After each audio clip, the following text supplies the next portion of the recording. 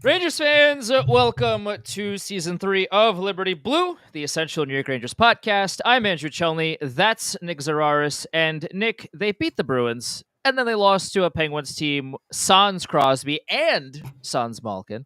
And then they needed Will Cooley's heroics to drag them over the line to a win against the Columbus Blue Jackets, who are, by the way, missing their entire team due to injury. Time is ticking, and they don't have a whole lot of time, and they're running out of everything. I feel like anybody who's still seriously talking about the playoffs at this point is in either the over the age of 50, like just savor every season, be happy that your favorite hockey team exists, school of thought, which I find really interesting that it's the old heads who have that perspective on, hey, they're trying their best. Aren't you happy you have a favorite team and all these guys on the team you like? Where wouldn't you with less time left on the mortal plane, be a little more demanding and expect a little bit more as opposed to just existing? And then there are the people who don't understand the math. It's real straightforward. They have 29 games left. They probably need something in the ballpark of 34 or 35 standings points. And even that's probably not going to be enough. You probably need closer to 40. And they would need to go 20-9, 19-11 down the stretch here. And the math is just not there for a team that is this bad. I mean, and it's one thing to be bad. They got outworked by a Pittsburgh team that had nobody playing. Yeah. Pittsburgh was embarrassing. That perform like I get in the third period the Penguins didn't have a single shot on goal. But where was that the first two periods where the Penguins were skating circles around you? You are a desperate team. Everybody knows what the standings look like. The Penguins do as well, but the Penguins are missing their best two players on the team, and like the rest of the roster just doesn't have it comparatively to the Rangers on paper, right? Like if you compare the two on paper, you take a look at it and you go, oh, the Rangers will dominate the Penguins all day, every day. That's not what happened. The first two periods, the Penguins looked like they just had 9 Hall of Famers. They were skating circles around this Rangers team. Are you not embarrassed? Are you not ashamed? Like, what are we doing here? And that's why at this point, anybody who's still talking about, well, they say the right things, give me a break, man. I don't care about Vincent Trocheck saying we need to be better. It is February. At this point, you saying you need to be better is nothing. It is lip service. It's the same thing we said after that Devils game in December where they got into like the 3 fights in the one game. It's performative. That's not winning you the game. It's great they recognize they need to be better. If you can't go and do it, you're wasting our time. That's all this is. It is a group that has underperformed pretty much unanimously across the board. Pretty much every single player on this team has taken varying degrees of a step back from what they were last year. Besides Sam Carrick and Will Cooley. That's it. Yeah. Woo! And Will Cooley got his season derailed by having to try and drag around Zibanejad for a month and a half because we have to do everything in our power to get our third most expensive forward to play anything resembling competitive hockey. And we can't talk about that. We can't talk about Trocheck playing no defense. No, we can't talk about Lindgren playing no defense. We can't talk about Will Borgen playing no defense. We can't talk about Matt Rempe passing the puck directly to the other team in transition and letting them come back to score a goal against. No, we can't do that. But we got to talk about Lafreniere. We got to talk about Lafreniere. That's it. And here's and we talked about this before we started the show. But everyone has been bad. Yes, everyone. Here's the thing. And I tweeted this out, I think it was last night or 2 days ago, whatever it was. Lafreniere is also having a bad season. Yes, like you can talk about Lafreniere. His back check doesn't exist. He's having a mediocre season offensively. Like he's not having a good year either. But you cannot, in good faith, continue to highlight Lafreniere's bad play while ignoring everybody else. Like Zibanejad's been had a pulse for the first time this whole season this past week, sure. But for the rest of it, he's been a miserable pile of nothing that the writers haven't really mentioned. Kreider's been bad all season. Trocheck's been as bad defensively as Lafreniere, but he says the right things, I guess. And he had a good playoffs last year. That's the biggest thing. He's getting the captaincy because he says the right things. Okay, whatever. You're not talking about Lindgren. You're not talking about you're not talking about Borgen, who hasn't been that great the past week either. Vakanainen's been a guy. Yes, we can highlight Lafreniere's bad play. I'm not saying you can't do that. They just don't like the guy. But you have to be honest about it. If you're gonna highlight Lafreniere's bad play, you gotta highlight everybody else's bad play because if only Lafreniere was bad, they wouldn't The team wouldn't be this bad. The standings would look way different if this was only a Lafreniere problem. I got news for you. It's not just a Lafreniere problem. There's multiple, like, most of the team stinks. Are you gonna talk about that? Or are you just gonna highlight one guy? Like, this is a team issue through and through. And it's frustrating because look, I don't assume I'm not in on I'm not a conspiracy theory person at large, but it's crazy how they all come to the same talking point. It's crazy that we are in the midst of a season where they were 2 games away from going to the Cup final. They won the President's Trophy. They had the best season in the history of the franchise last year. And we're sitting here talking about the team's 5th or 6th best forwards effort on back checking. Panarin's going to finish with like 38 less points than last year. Zibanejad's going to finish with like 47 points this year. Trocheck's going to finish with 50 something. Kreider's going to finish with 30 something. Yes, Lafreniere's effort has been bad. My point I want to spin back at those people is, who do you think gave Lafreniere the impression it was okay to be lazy? Who do you think he watched the last 3 years never be held accountable for any bad decisions? Don't lecture me about, well, they need to be accountable. They don't run this team like a meritocracy. If they ran this team like a meritocracy, Mika Zibanejad would be in the ECHL right now because of the season he's had so far. Chris Agreed. Kreider would be in Hartford running the net front on their power play if we were running a legitimate meritocracy. But we don't. We have non-hockey factors that we have to consider in our evaluations and in the management of our hockey team. It's why we're playing Zibanejad on the wing as opposed to third line center. It's why we had to go out and trade for Vincent Trocheck's best friend, as opposed to worrying about how are we going to be competitive 2 and 3 years from now.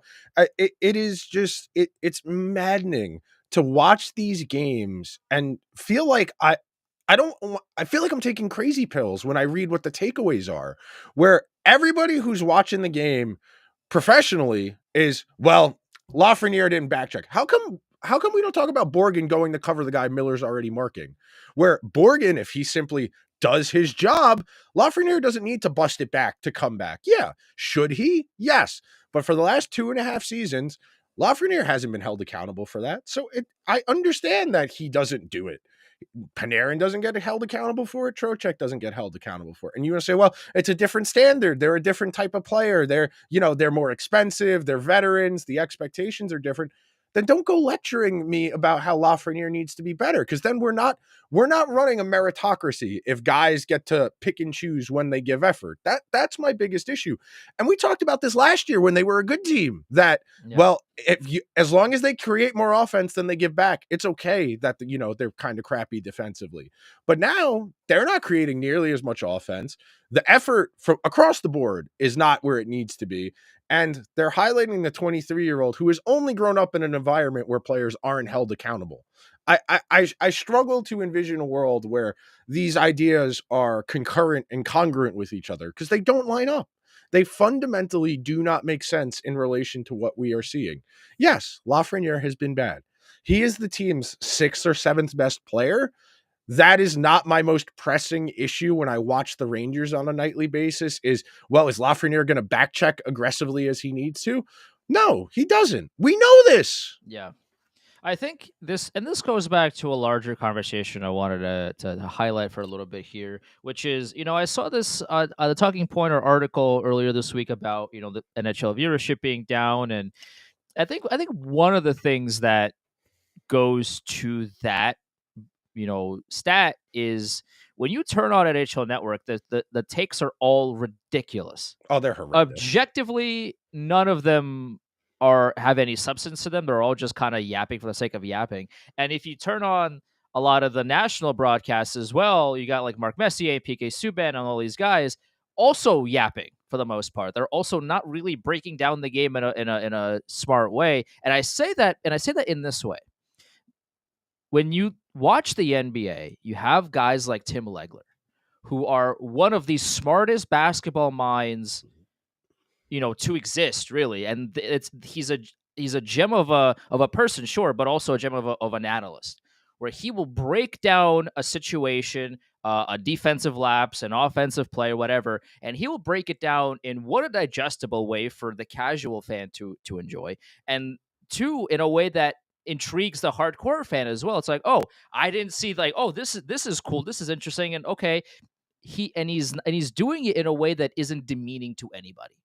In that he's talking to the casual fan that doesn't exactly know all the ins and outs, and he's also talking at the same time to the smart fan that understands what's going on. Who in the hockey world is Tim Legler?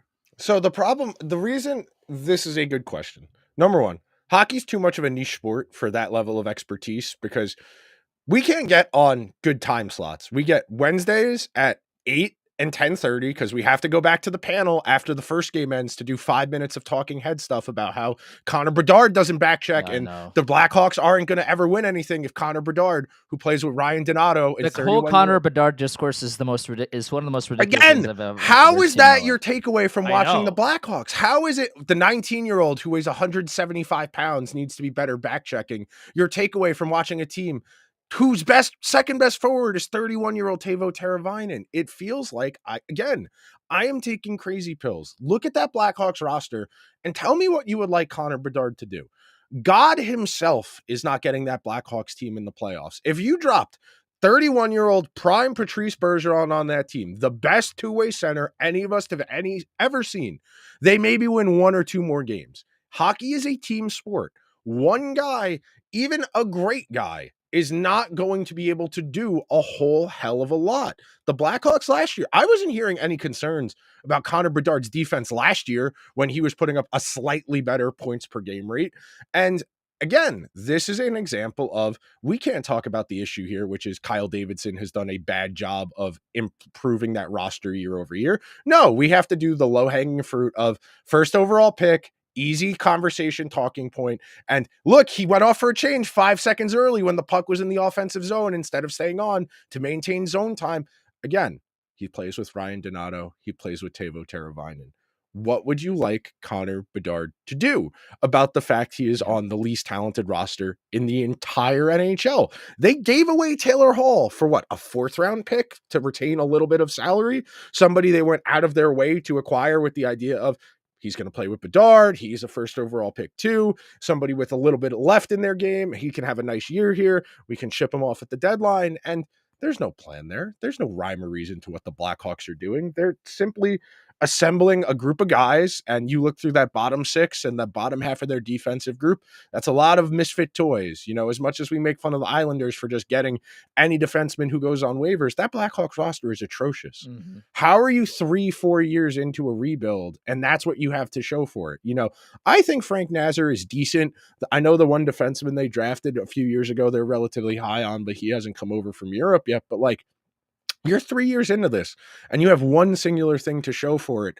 And instead of talking about, well, they probably need to improve the team more before we can have an honest conversation about this, we're nitpicking. We're Yeah. nitpicking someone who everyone last year, they voted for him for the called over Brock Faber, who was better last year, Mm-hmm. and Luke Hughes, who arguably was better last year. I just don't get it sometimes. I A just lot. fundamentally don't. Yeah, I mean, a lot of this, and we'll tie this back to Rangers as well. Like, it goes back to our earlier conversation where for some reason, it just feels like people are ignoring the larger stories here.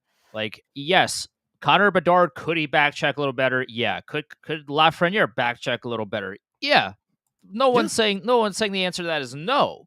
But like, like, we're looking at the list of problems right now, and like Lafreniere It'd be like, Lafreniere's back checking issues is not number one on the list. yeah. If you want to highlight problem number 7, okay, you should do that. Yeah, that's fair, but you can't ignore everything else. That's the whole point.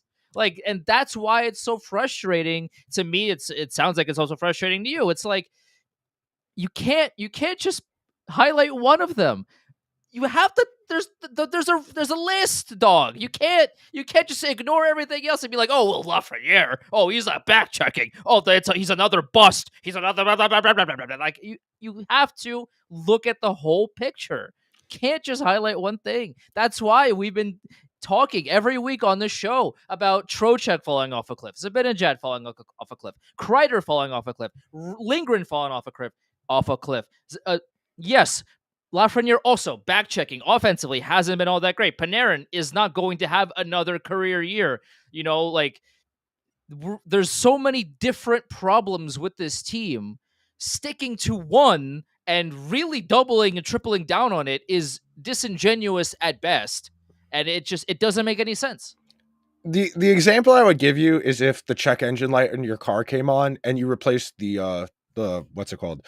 You replace like the wind the why can't I wow, am I drawing a blank? This is embarrassing. Like you replace like the transmission fluid. Like yeah, you probably need to top off your transmission fluid, but like the check engine light came on. Maybe you want to go have a mechanic look at that and say, "Well, the entire thing that moves this car, that gives it its juice, that lets it run isn't working right. There's something that needs to be looked at here." But there's a check engine light, and instead of actually going to the mechanic, you put in premium oil instead of like the regular. It's like Yeah. dog, like that's great, but there's a fire that you're not putting out. Like, what are you We use doing? that allegory. We use that metaphor too. The building's on fire and they're hanging around outside doing magic tricks in front of the building that's burning down. That's what trading for JT Miller is. Great. You got another fireman to help. The building is a pile of ash now, but great. You got another fireman from another fire department who's going to help at the next fire.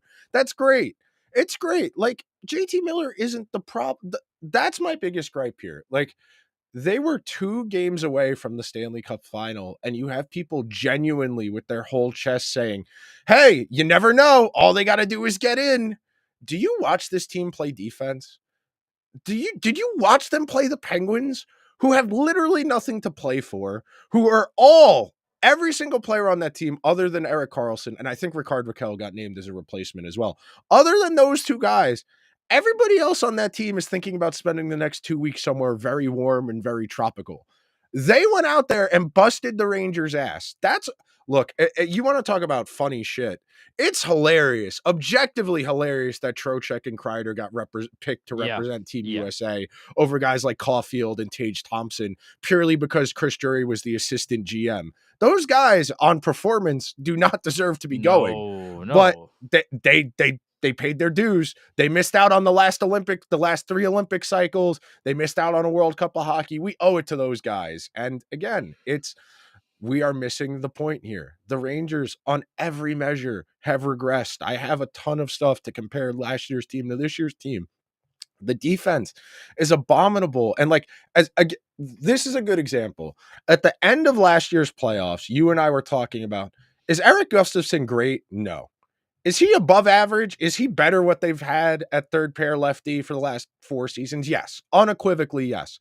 And you are seeing the difference from above average third pair left-handed defenseman to average or worse. Like, is Vakanainen offensively bad? No, he's not Ben Harper. He's not Rob O'Gara. He's not good. He's not an above average player. He doesn't make the team better. Hell, Zach Jones played 1 game after sitting for 2.5 months, and he was their second best defenseman in that game. He is somebody who can't wait for Zach Jones to get traded for an Arby's coupon. I can't wait for his that archetype is hard to get playing tweet to come time, but down from Staple or Larry. Oh, your sources are telling me the Rangers are going to sit out Zach Jones for the purpose of a trade, and then he'll get shipped out to a smart team like Colorado or something for a 7th-round pick, and then he'll look really good, and the Rangers will look silly for the millionth time because they don't know how to evaluate good defensemen.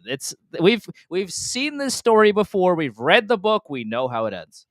and look, I'm not saying Zach Jones is fixing this team. He's You- just better than what they're yes, playing. He's he's not better a than Norris Ryan. winning defenseman. He's not. He's not going to be Bobby Orr. He's not going to be Erik Karlsson. He's not going to be Nicholas Lidstrom. However, He's better than Ryan Lindgren. he's better than some of the guys that the Rangers are currently playing and refusing to sit. That's all we're saying. So as soon as he gets out of here, which will be sooner rather than later, he will look good. He'll play better, and now all of a sudden the Rangers once again will look ridiculous.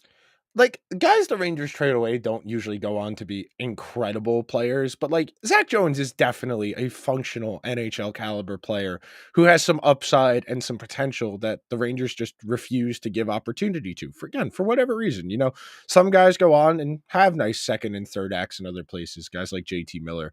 And then you can look at guys who, more middle of the road paths like Carl Hagelin, who carved out nice second halves of their careers on other places where they were just given more opportunity or more specialized roles. But again, looking at this roster, the bottom 6 is when they don't play Zibanejad on the third line, that bottom six is pretty ugly.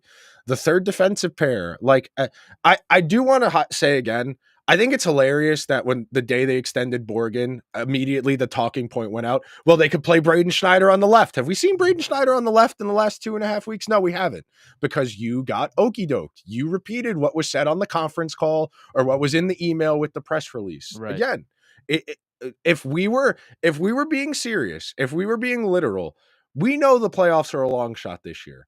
The final 30 games would be the time you would see Braden Schneider learning how to play on the left to accommodate the roster changes they've Of made. course. But we still got to play Ryan Lindgren. So we can't do that. So we have to sit here and waste everyone else's time. And that's the thing here, man. We do this show out of a little bit of psychosis and because we love this team. Yeah. And we are sitting here wasting a season where they had cup aspirations. Oh yeah, Jimmy Vesey, by the way, was on the first slide. Yeah. Against Columbus. You What know are we what? doing? What are we like? Genuinely, from the bottom of my heart, I asked this question, and I want like a meaningful answer. Obviously, you're gonna respond the best way you can, but like from people that cover the team on a daily basis, what are we doing here? This is the same franchise that would move Brendan Smith from the press box to third line right wing. So this is a very weird. This team never fails to make stunning lineup decisions. Kaliev is like the only guy on the team who shoots the puck. Again, do I think Kaliev is incredible? No. Is he better than some of the wingers they've played this year? Yes, unequivocally. But because of non-tangible reasons, we can't play the guy who actually shoots the puck. That is a skill set the Rangers sorely need. They don't shoot the puck enough. That's pretty much all he does is shoot the puck. That seems like a logical fit. He's a very similar player in his size and stature to what Kako is. And that Kako Hedel Cooley line was the Rangers' best line when the team was actually playing semi-decent hockey at the start of the season. And we just went entirely away from that for no real reason at all. No real reason at all other than to try and accommodate to get Kreider and Zibanejad going. The kid line was the best line for years, essentially. Like, yeah. I know there were lulls and and then their play and like all of that, but in the biggest moments in the playoffs, earlier on when the Rangers were playing well, the kid line was there, and they were playing well. And so Chris Story's solution to the Rangers falling off a cliff is to remove 2 of the 3 players on that kid line, ship them elsewhere for reasons, and keeping your most tenured and, by all accounts, worst performing players because you like them more. That's what happened. Like, we can be honest about it. Let's be as honest as we possibly can be. That is what happened. Like, I understand Zibanejad has on a move clause. Like, I get that. Kreider hasn't been good. Trocheck hasn't been good. And now the spin zone is that Trocheck is going to be the captain because he says nice things. Can we please be serious for 1 second here? Can he play better? And then we can maybe have that conversation. Like, if the Rangers go on a 7-game win streak because Trocheck scores 12 goals and he's leading the team and everything and he's back checking and doing all these things, maybe we can have that conversation. I don't care about what he says in the locker room after a loss to the Penguins who are missing Crosby and Malkin. I don't care.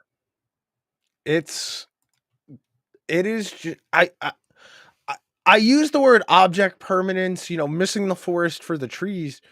The team fundamentally, and I have said this for years, I said this before they named Trouba the captain.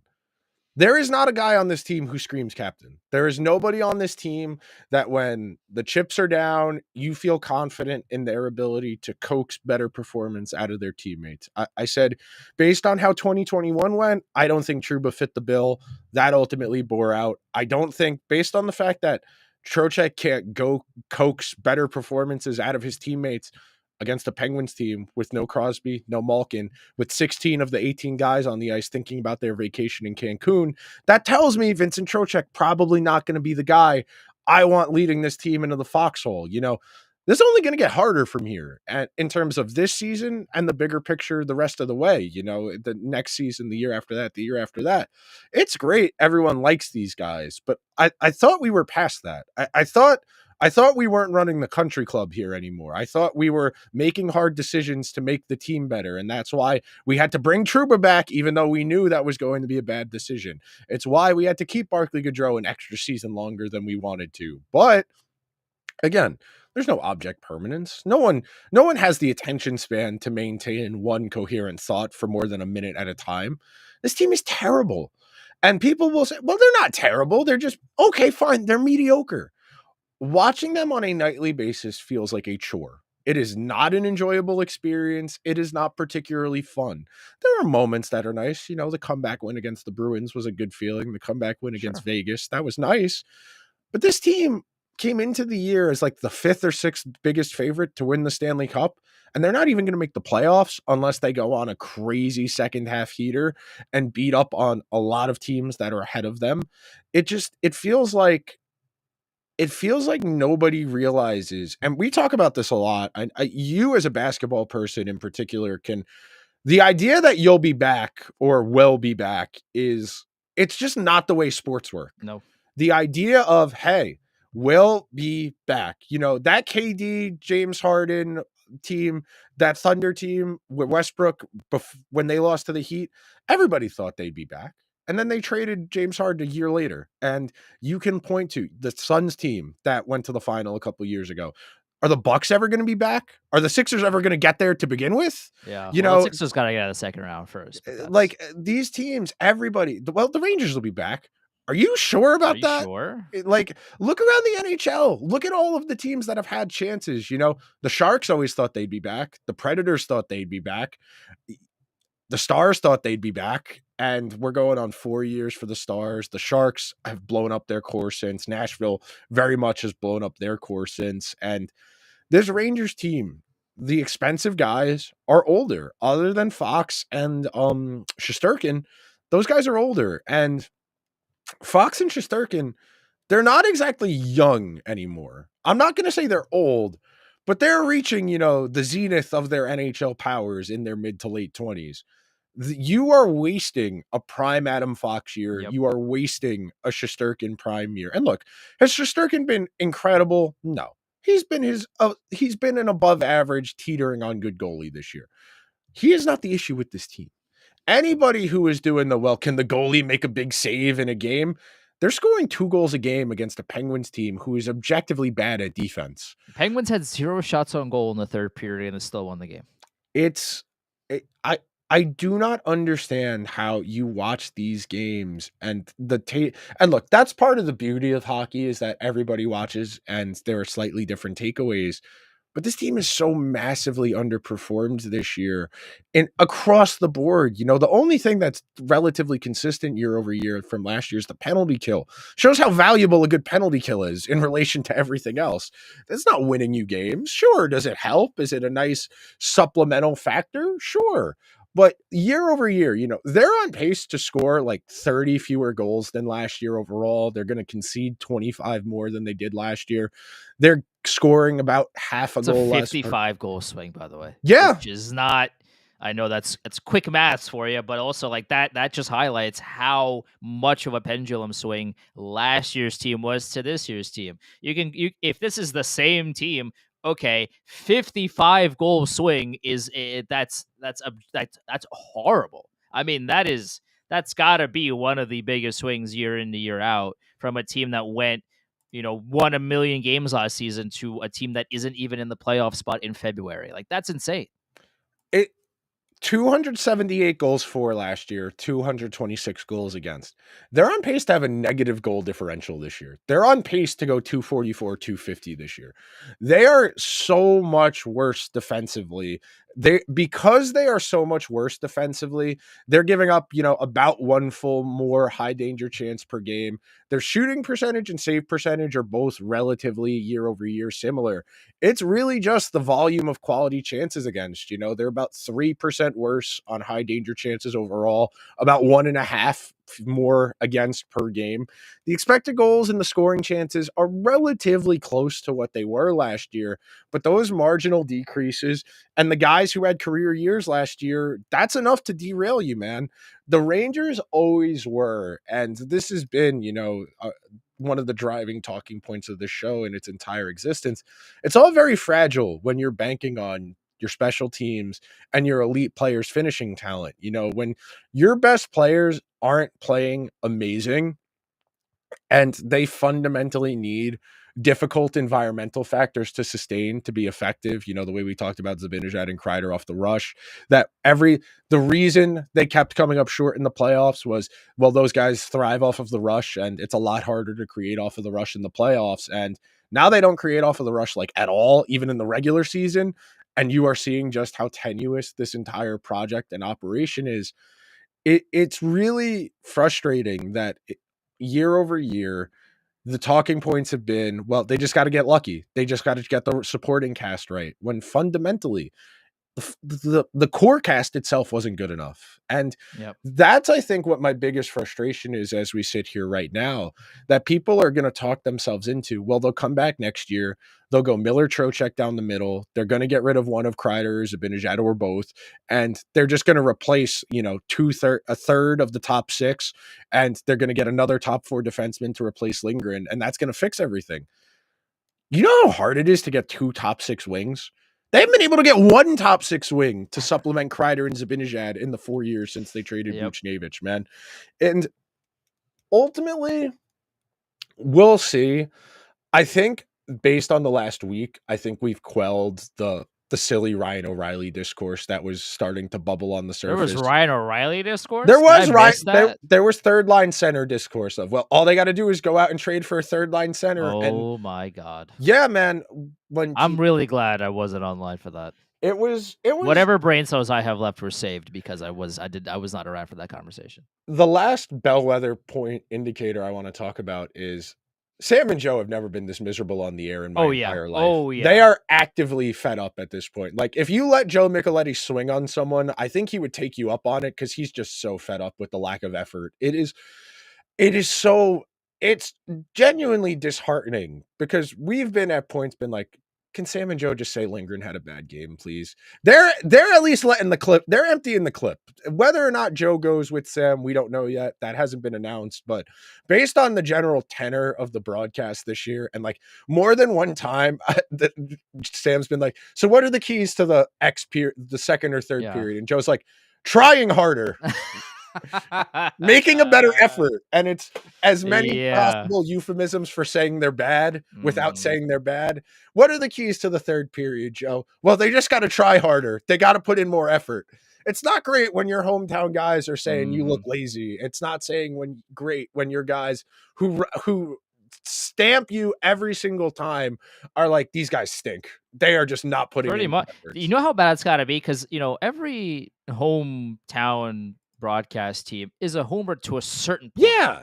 Like that's part of the sliding scale. That's part of the appeal of listening to your hometown broadcast. It's like you can be as homery as like the Avalanche cast is. Like the Avalanche cast is so homery that it's like it's almost funny in a way. And they're really like Mark Moser is this like really like such a larger than life guy. Like his energy is impossible to match. But he's also a big homer. So if you're into that kind of thing, it's a blast to watch. Watching the Avs cast is great. There's this, like you said, there's a sliding, there's a scale of how much of a homer you're going to be when you're broadcasting the team that you're paid to broadcast. But it's never zero. No hometown broadcast is ever 100% neutral. That's the whole point of a hometown broadcast. So the fact that Joe and Sam, they talk to the Rangers every single day. They talk to the players every day, the coaching staff every day, the other team's players whenever they play, whenever it's a game day, every single time. Like these guys are communicating constantly, and for them to continuously go on the air and be like, these guys are trying, like for lack of a better way to say this, like these guys stink. Like they're not trying hard. They're not skating. What the hell's going on? Like obviously, Sam and Joe aren't saying that, but they're essentially saying that. For them to go on the broadcast and say these things is such a like it really is the biggest red flag you give an organization, because these guys, by all accounts, should be the nicest to you. And yet they watch you play on a night-to-night basis and see how you just don't care to win. And they've had it. And now the hometown broadcast is calling you out. We're losing recipes here. Like, what are we doing? Like, how does this happen? The attention to detail was never really there in the first place. You know, even last year, the when you would watch Trocheck, Panarin, and Lafreniere when they were one of the best lines in hockey, nobody was confusing that for a shutdown defensive line. You know, they won their minutes convincingly because they just played more offense. They still gave up tons of rushes going back the other way. It just wasn't as glaring because they were on offense so much. They were putting the puck in the net. They had Panarin playing like a top 5 player in the world. He finished, I think, third in Hart Trophy voting last year, second time he's been top 5 as a Ranger. And he's gone from Hart Trophy good to, you know, very good. And that trickle down has made Trocheck and Lafreniere significantly less effective this year. And that has permeated throughout the entire team. But that lack of attention to detail, that's always been here. You know, go back and watch any random episode from any of the last 2.5 seasons and listen to Andrew and I talk about how Miller and Trouba just never talked to each other. They would just cover the same guy, or nobody would go to the net front. And then they would, after the puck would go in the net, they would both sulk their shoulders and look at each other like, I thought that was your guy, as if they hadn't played 4,000 minutes with each other over the last 3 years. It's the same thing in terms of the back checking and the effort defensively. Trocheck and Lafreniere were doing the same thing last year. It just didn't matter as much because they were scoring more. When you allow things like that to slide because you're okay with the trade-off, you are implicitly telling these guys it's okay. You know, it's like getting away with doing subpar work in college or just at work, and because no one's calling you on it, you just keep doing it. And then eventually you get called on it because you do a shitty job on something that's a little more important. That's what the Rangers have done for the better part of this year of, we'll be fine. We'll figure it out. We'll figure it out. It's February, man. You Yeah. don't have the time to figure it out now. It is either you win 20 of the next 29 games, or the GM in an attempt to save his job, or if they miss the playoffs and he gets fired for missing the playoffs, the next guy's got to figure out how the hell to clean this up. This is the Rangers have had a coach that doesn't apply any kind of, hey, you did this wrong thing. Hey, maybe like we should either talk about this, or if you don't fix it, like you're gonna sit out a game kind of mentality since Tortorella, maybe. Like Vino didn't do it, Quinn didn't do it, Gallant didn't do it, Laviolette's not doing it. At a certain point, you need a head coach in there that'll be like, "Hey, brother, you're back checking like you're out on a stroll with your partner at Rockefeller Center. Like, dog, either you back check or you will sit out. Actually, go there and try to defend the play. Like, whether it doesn't matter, who this player is. Like, there's just no accountability. There's zero. And the one of the things that I mentioned last week, I'll hammer this again. The question was posed to Laviolette: why Lindgren continued to play with Adam Fox, and his answer was that the pairings were set. Oh my God! What are we doing? What are we doing here? Like, that doesn't make any, like, you've been a head coach in the NHL for a million years. What kind of answer is that?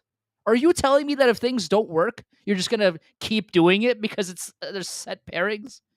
Brother, you know better than that. You're smarter than that. You've been a head coach for a long time. Surely, if I can see what's wrong with that logic, you can too. Right? Right? Please. Like, we're both taking crazy pills, Nick. It's like this is just, a lot of these answers feel so in your face. They feel so blatant. They're like, oh my God, like, yeah, this is how you start fixing this team. And yet, for some reason, like, everyone wants to avoid them. I just continue to be mesmerized by the team, by the media that covers them. We're all kind of staring the answers in the face, and we're going, oh, but that shiny thing over there. There, Why? there's a metaphor for this. Something like if there was a ship sinking and people wanted to rearrange the deck chairs. It's a shame there's not a euphemism for Mm. what the Rangers are doing right now, but it kind of feels like they're on a sinking ship, and instead of trying to plug the hole, they're rearranging the chairs people are sitting on the deck. I couldn't think of what the metaphor is, but there's something. There is an example of something like that I that's wonder out what that there in could the be. ether. I, it's going to be fun to watch Adam Fox play with a real defensive partner for 2 weeks and Hmm. then come back, and everyone's going to be shocked that he doesn't look as good playing with Ryan Lindgren as he did playing with Jacob Slavin for 2 weeks. Could you imagine how much Adam Fox's life would be easier if he played with somebody who was actually good at playing defense? His stats are really good, and that's with Ryan Lindgren anchoring the hell Yeah. out of that pair. Could you imagine if he played with not an AHL defenseman?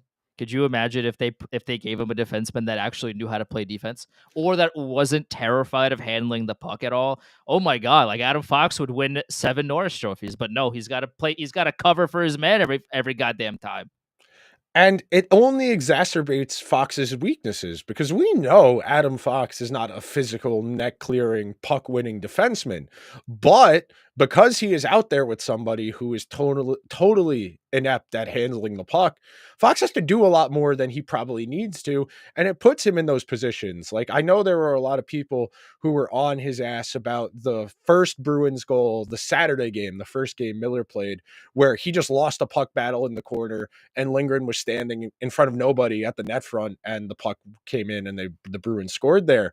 But when you are asking guys to do stuff they're not good at, on top of the stuff they are good at, you are only going to notice the stuff they are bad at because you expect them to do the other thing. And Fox is not, he's not cut from that Slavin mold. He's not like, and McAvoy is more physically imposing, and he's better at the physical components of playing defense. And what Fox is great at is the positioning stuff and the outsmarting guys. And that's sticky. That's something that, even though he's not the fastest guy in the world, translates well year over year. If you can give him someone who can take some of that punishment off his plate and just not be a total liability, you are going to be thoroughly impressed by what you see from Adam Fox over the next 2 weeks playing with Slavin. It's a shame Quinn Hughes isn't hurt. I would have really been curious to see how they would have allocated the 6 defensemen they do have over that, where you could have had the option of playing Fox with Quinn or with Werenski or with Quinn Jacob Hughes and Slavin. Adam Fox on a pair is just, yeah, It's a great that is just a cheat code, man. it's something really that's where hockey is going. It's just a matter of how long it takes to get there. We have seen the reticence to the Zach Jones type over the years, whether it's Clendenning or whether it's Rafi Diaz, of guys who are very clearly NHL caliber defensemen, but teams just don't want that volatility associated with the offense, because if they're not going to run the first power play, the opportunities for them to be materially impactful. I mean, you're watching the same thing happen with Nils Lundqvist in Dallas, who has good underlying numbers, but they just do not trust him because he's not big, because he can't clear the net front. And you're watching people leave games on the table. And that's really one of the differentiation points between teams, is how willing are they to push the envelope to try and get better. And the Rangers' unwillingness to push the envelope is why they're probably stuck at where they're at. Like, they'll probably be better next year. They'll probably be a playoff team next year. But, like, for all intents and purposes, this team's window as a Stanley Cup contender is closed. Yeah, A yeah. year or two from now, and Panarin's off the books, and Kreider's off the books, and Zibanejad, at least one of Has Zibanejad. 3 more years left on his Yeah, contract in 2 2 years. years from now, he still has 3 years left. Yes. You assume that by Nice the contract, baby. Woo! hey man, go read the clips. I hate to be the journalism guy and say read the clips, but go read the clips I wrote in 2021 about, hey, he's only 26 and his defensive impacts are already declining. Maybe don't make him your franchise center, because of that, they went out and got Trocheck, and they had to go out and get I JT hate this Miller. comment. I really hate this comment. Okay, so number one, we could talk about this. We could talk Yeah, about this. Frank. Frank, And for those that are listening, by the way, Frank Herndon says, has Igor been worth he the hasn't. eleven He's point not seven being paid million eleven dollars? point seven million yet. So, like, that's not a Yeah. totally that's not a totally straightforward So question. is No, he Shesterkin hasn't. also supposed to score the goals and play the defense? Because That's So been I don't want to just dismiss Frank's question because I think it's a reasonable question sure. in the sense that he has not been his usual sublime self. Shesterkin has not been a top 5 goalie in the NHL this year. That is entirely fair. I think most people would agree with you in that respect. The one counterpoint, aside from the fact he's not being paid 11-7 yet, is he, goaltending is an environmental factor, and for the first month and a half, 2 months, him and Quick were both playing pretty well, and the defense entirely fell off a cliff. And there were more than one opportunities in there for this team to turn things around and couldn't pick them up. And right now, with the results slightly a little bit better, and we'll see how he is coming off of the 2-week layoff. We'll see if he's good to go that first game or if they want to give him an extra day or two, give Quick one more start. They laid their bed with Shesterkin, and we talked about this on the episode right after they paid him.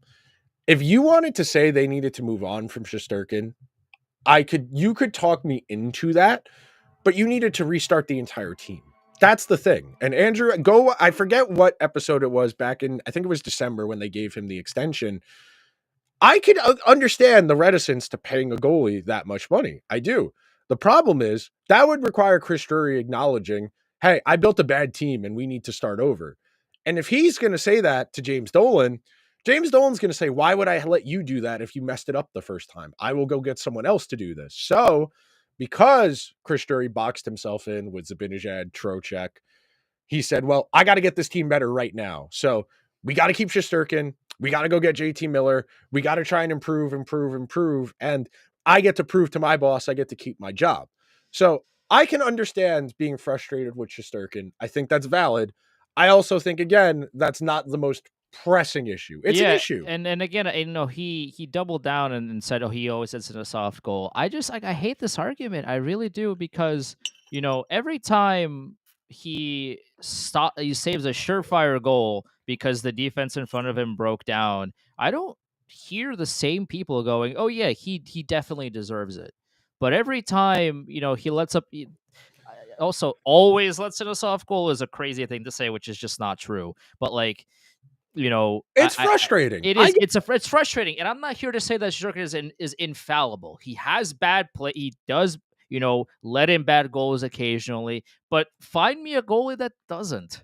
Like Vasilevsky does it, Brodeur did it, Hasek even did it, Waugh did Shesterkin's it. still top 10 in goals Like saved above expected. He faces such a high rate of shots against. I want to say he's third in shots faced this year. Like he faces a high volume of offense, a high volume of quality offense. Like we talked about, the high danger chances against are significantly higher than they were last year. Has he been Vezina good? No. I think people expect Vezina caliber goaltending for the resetting the market contract, and I get that.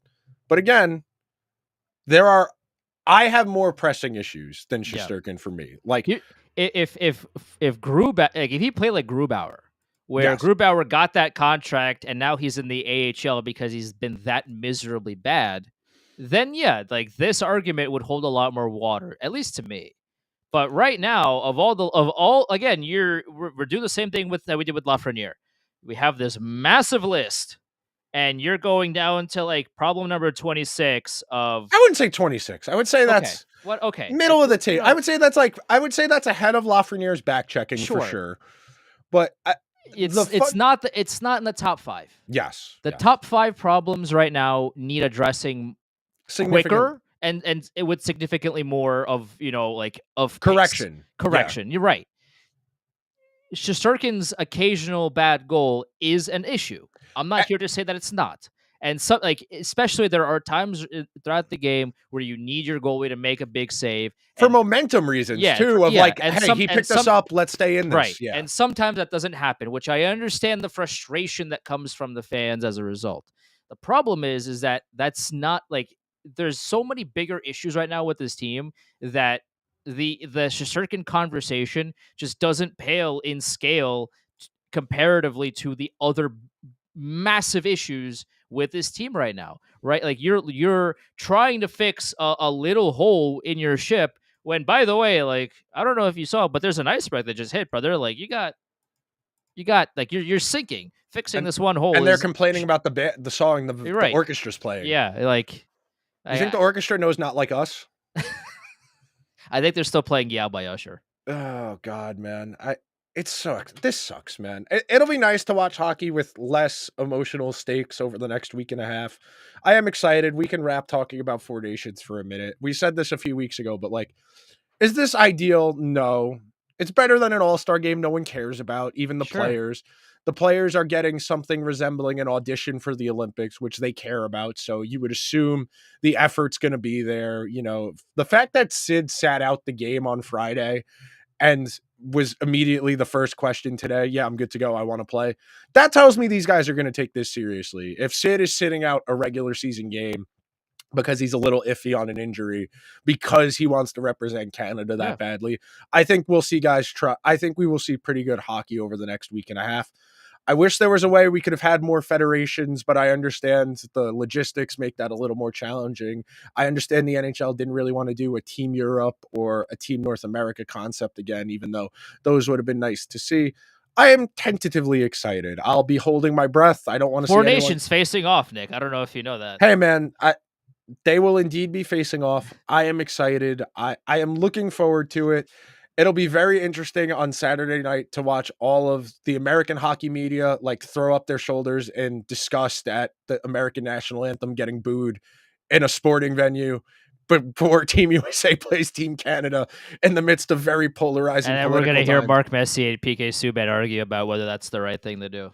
Oh yeah, if I I don't need to do any googling. I know how those guys feel about national Mm, anthems and other issues of mm. a similar conversation, but I am excited for the hockey. I'm disappointed Quinn Hughes got hurt. He's having a tremendous season in spite of the fact he's hurt. It would have been really cool to see him play with whether it was with McAvoy or with Adam Fox. I think going into this, and this is like the Met fan in me. I expect Canada to win this because Team USA that's just Team USA's MO in these environments of we play Canada and we forget how to play hockey, where sudden like you go back and look at the box scores from the World Cup of Hockey in 2016 and you remember, oh yeah, that's right. Team USA lost all 3 games and they had like a -8 goal differential. They scored Justin 3 goals Abdelkader was on that and team, right? Brandon Dubinsky Yeah, and just good Lord, man. right. I'm excited. I'll be tapped in on this a lot more than I would be for an all-star game, Sure. especially because it's the same weekend as the NBA stuff. And the NBA stuff has its own issues, but like at least the Saturday night in that is always entertaining. The 3-point shootout, the dunk contest, the thing they did with Steph and Sabrina last year was cool too. So like I am more invested in this than I would be in an NHL All-Star weekend. Yeah, I mean that's a fair thing to say. I don't I kind of want to see how it starts, and then I'll kind of gauge where my head's at with these things. Like, yeah, I mean, am I gonna watch it? Yeah, I'm interested to see how the players play. I would have to imagine they're gonna play like as if they're at the Olympics because this is the closest they've been to that in a decade. Yeah. So like I would have to think that the play and aggression levels are going to be high, so the games are going to be fun.